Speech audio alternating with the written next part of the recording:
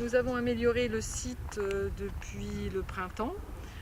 Donc comme vous pouvez voir, le tunnel est terminé et recouvert de gazon, de copeaux et de plantations.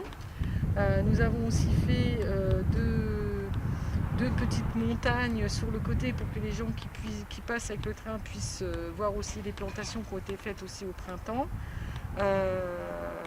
Au mois de, ouais, je veux dire vers le mois de mai après, nous avons effectivement acheté des plantes pour améliorer cet espace où il y avait le barnum avant. Donc il y avait tout ce grand barnum qui était là, et nous l'avons poussé, nous avons acheté des tables, des chaises et nous avons mis des pots de fleurs avec des petites fleurs dedans pour essayer d'accueillir les gens le mieux possible. Donc nous avons récupéré quelques petites tables et quelques présentations de pots de fleurs où nous les avons peints pour que ça soit plus joli. Et dessus, nous avons récupéré des fleurs pour mettre dessus, enfin pour mettre dedans, comme vous pouvez voir là-haut. Et pareil pour les tables de présentation, nous avons essayé de récupérer des fleurs un maximum pour pouvoir rendre ce petit coin accueillant. Donc nous avons aussi aménagé 4 places de pique-nique avec 3 tables données par la mairie que nous avons refaites et repeintes. Et nous avons aussi acheté un salon pour que les gens puissent aussi se détendre là-haut sur une des places de pique-nique. Derrière moi, vous pouvez voir le petit étang où le pont passe dessus. Donc en projet, nous devons repeindre le pont. Et nous avons aménagé cet étang en mettant des pierres tout autour, en mettant des plantes tout autour. Comme vous pouvez voir, il y a des lys qui sont fleuris et on essaye au maximum de fleurir le site, car pour accueillir les gens, c'est quand même mieux. Donc comme vous pouvez le voir, on voit les fondations de la gare qui ont été terminées cette année. Le projet, c'est qu'elle doit être faite dans l'année et sera opérationnelle normalement dans les 6 mois, 1 an à venir, avec une grande pièce où on distribuera les billets, ou avec une salle d'exposition où on pourra mettre effectivement des affiches, on mettra aussi des locomotives en exposition. Et à côté, il y aura un espèce de pergola ou hangar où on pourra effectivement avoir la buvette et où on pourra aussi faire à manger et on pourra distribuer crêpes et gaufres.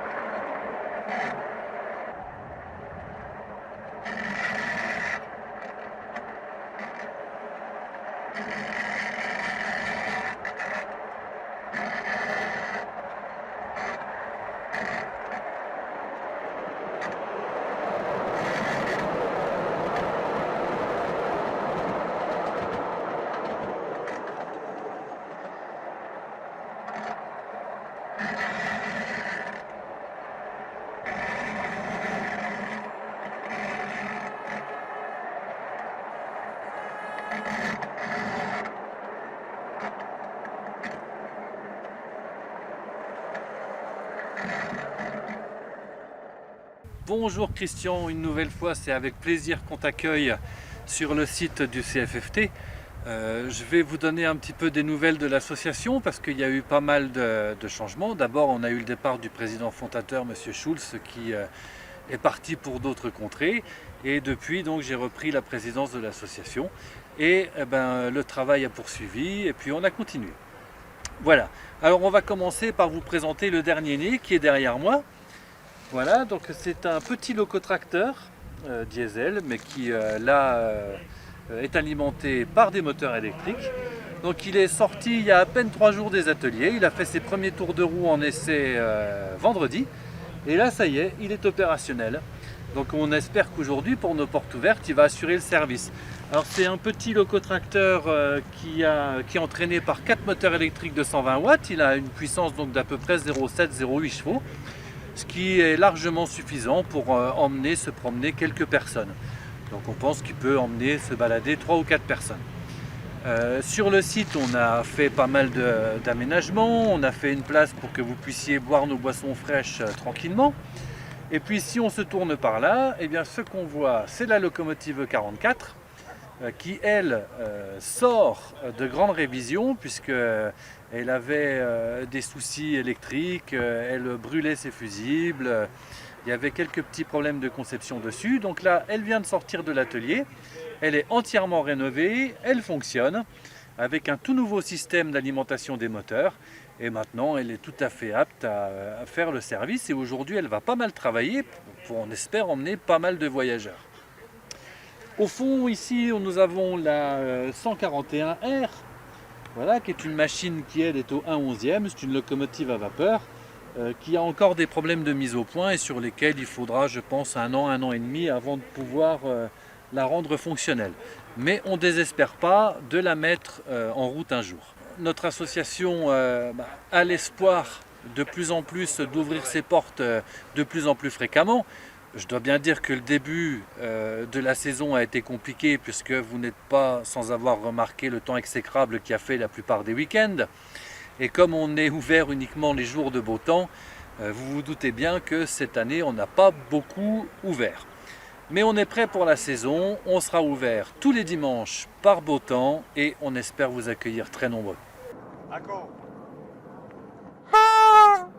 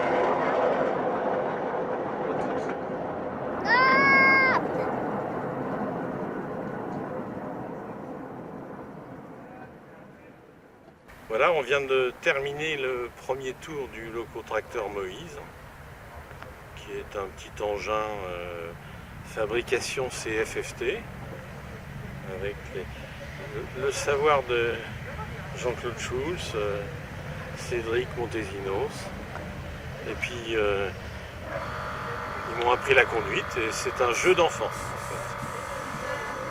Ce petit tracteur était surtout dans les dépôts SNCF et les endroits où on avait les produits manufacturés à transborder d'un wagon à l'autre pour agencer les wagons ou transporter des petites charges.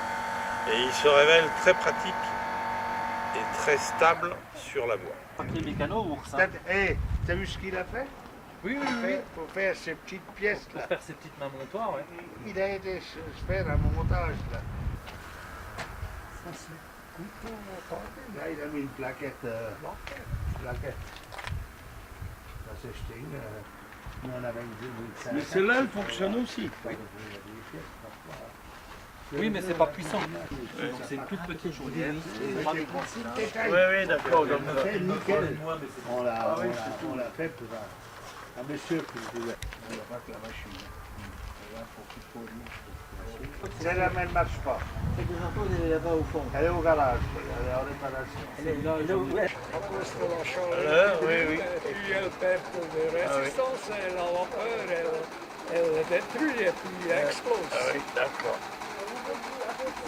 Et puis ici, encore une pompe à main, si on arrête maintenant, on n'a pas de feu, on a la possibilité de pomper ici. Ah oui. Ouais, il n'y a pas de tirage naturel. Sur 30 cm, tu n'as pas de tirage naturel. Donc si tu veux mettre en route ta loco, tu es obligé de mettre un aspirateur de fumée, sinon il n'y a pas de tirage.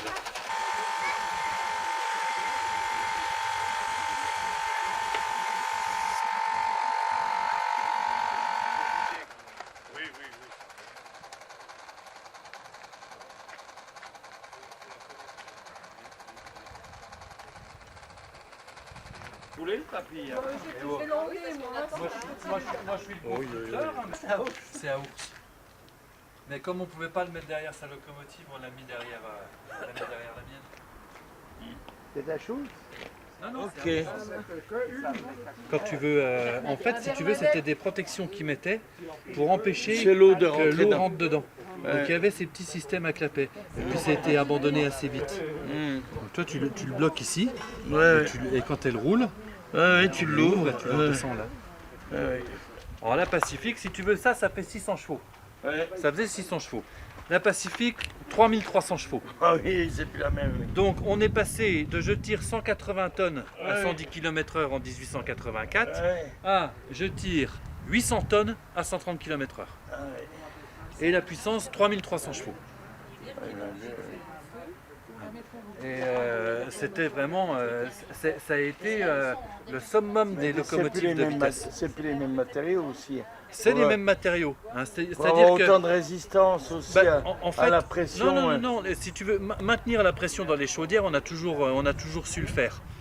Celle-là, c'était des machines qui étaient timbrées à 16 kg. Celle-là était timbrée à 18. Donc il n'y a que seulement 2 kg de plus, il n'y a pas grand-chose. La révolution qui a permis d'augmenter la puissance des locomotives à vapeur, c'est un facteur de choses.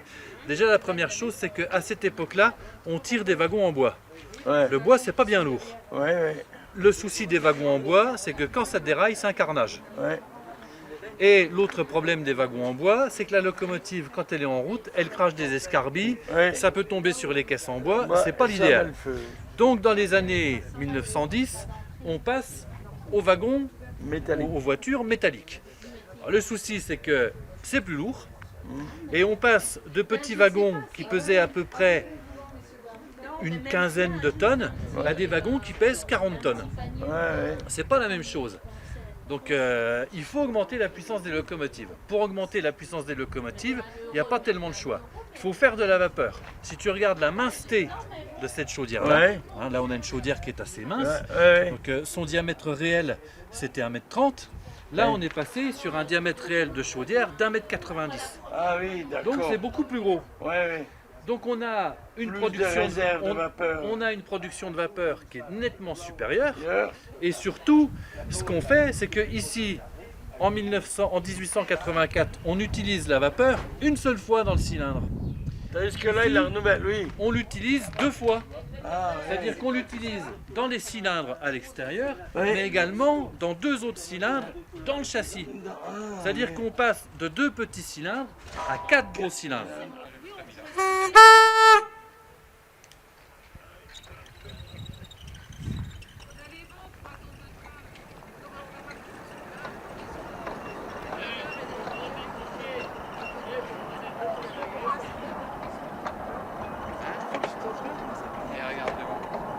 On va être sur la chaîne YouTube.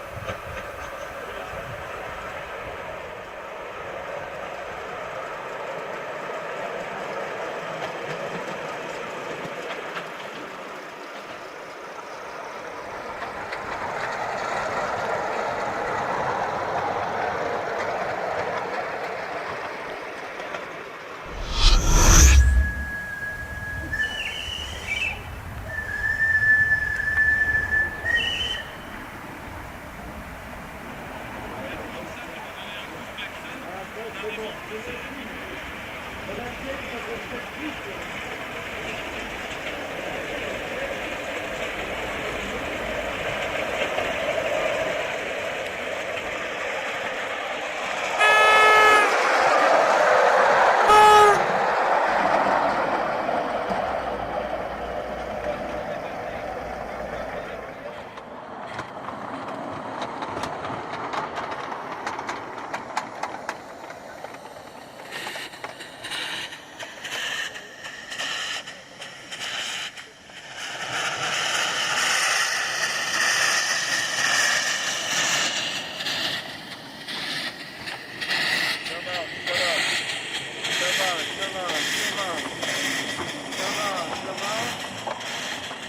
bon.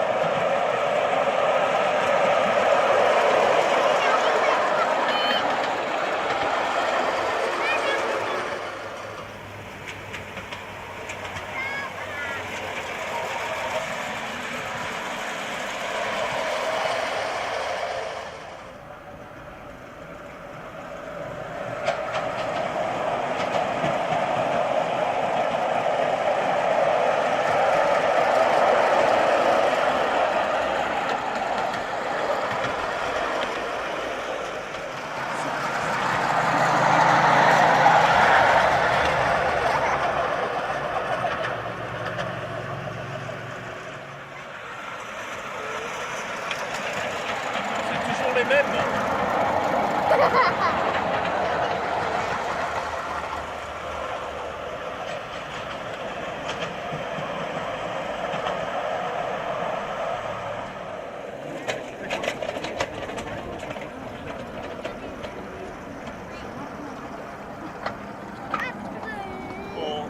On descend pas avant que ce soit arrêté.